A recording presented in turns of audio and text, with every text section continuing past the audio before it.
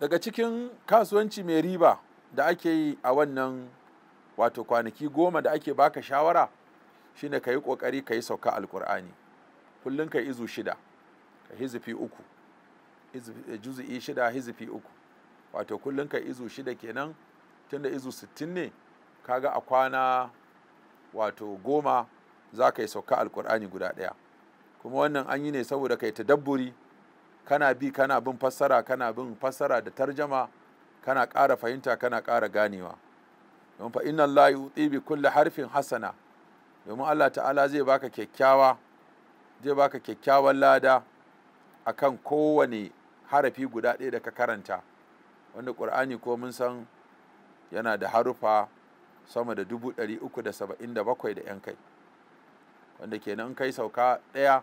ta Alƙur'ani kana da lada kusan miliyan 3. Haske mai ne ga gidan kowa Afirka TV. TV3 tafarkin rayuwa.